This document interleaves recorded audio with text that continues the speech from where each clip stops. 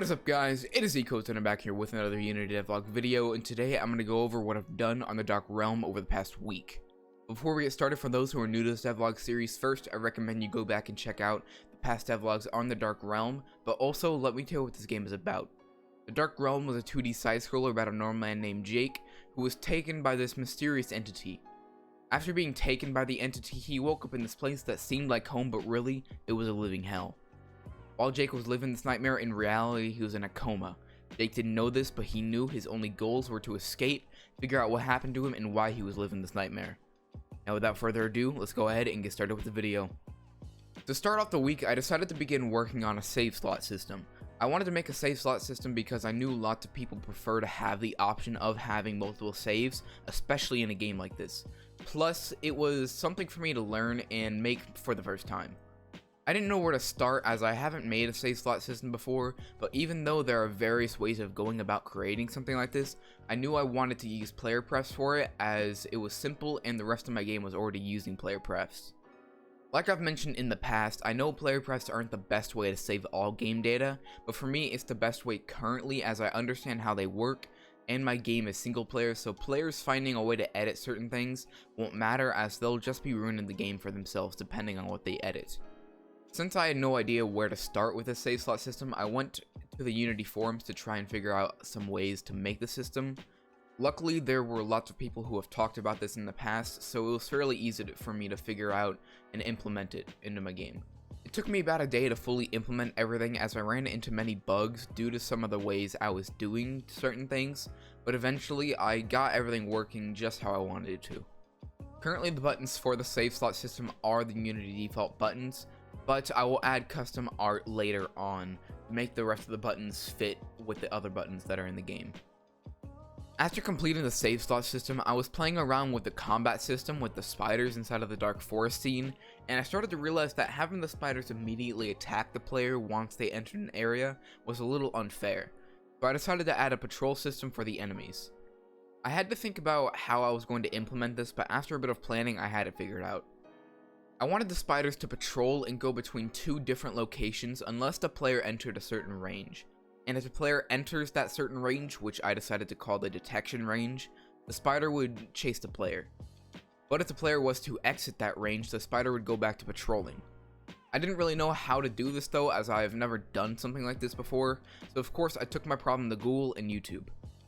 After a bit of searching, I found a video made by Blackthorn Prod that was about making a patrol system for enemies. To begin coding, I entered my enemy script and immediately realized how messy it was and how unorganized the code was. The script had everything to do with the enemy inside of it except for the attack system, which was on a different script. I could have added comments to clarify what does what, but the script still would have been huge. So I decided to make various scripts to handle different things for the enemy, such as a script to handle drops for the enemy, and a script to handle the following and patrol systems for the enemy. After getting all the systems separated into different scripts, I continued on with the follow/patrol system. I followed BTP's video for patrolling, and I added the code for the previous follow system I had.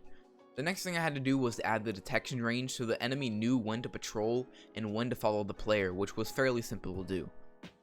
I also wanted to make a separate attack range that was a little smaller than the detection range, so the spider was able to immediately attack as soon as the player was detected. I then went ahead and edited the spider's knockback value a bit, and I decided to give the player a small bit of knockback whenever the player swung their sword. Next, I added some more art that was required for the story side of things, and because of that, I'm not going to explain what the art was for, because, well, spoilers. All I can say is that over time, I will begin to develop more and more things that have to do with the story, and hopefully the game will start taking shape. I also went ahead and moved the player's eyes to make him look like he was looking at whichever way he was facing, instead of staring right at the player the whole time while idle. After completing that small bit of art, I played around in the game a bit and found a bug with the pause menu system.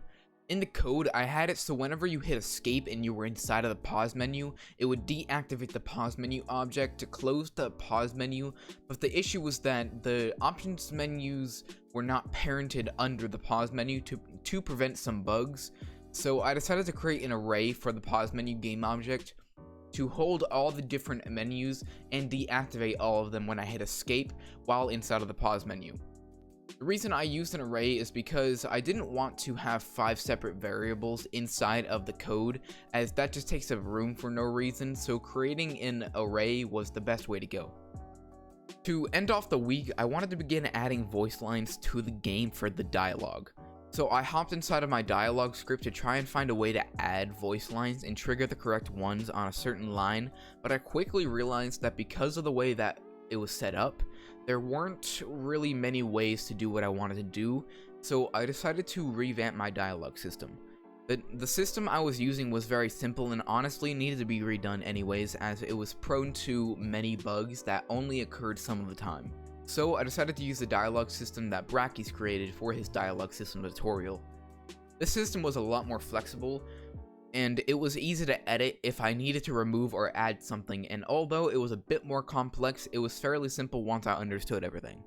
Creating the actual dialogue system and fixing a few bugs I caused by accident took about an hour, but everything I needed to do afterwards took me the entirety of my Thursday and Friday work hours. The reason for this was that I needed to add a way to actually add the voice lines and trigger the correct ones at the correct time, which was extremely simple, but then I needed to add back all the dialogues within the game. I needed to redo some of the ways I was triggering the dialogue because I was using a different system now, and I needed to fix various bugs that were caused by me because of the way I was doing some things. And I also took a few more breaks than usual during Thursday and Friday. I'm not fully done with the system, as I still need to add back the functionality of triggering the text with box collider triggers, because currently I only have triggering the dialogue with doors working, and I also need to get the voice lines into the game. Overall, this last week has been a pretty productive week. I learned some new things such as the save slot system and the new dialogue system. I fixed up and improved some of the game mechanics such as the spider patrol system. I fixed up the knockback within the game. I added a little bit of art, and I fixed up the player a bit.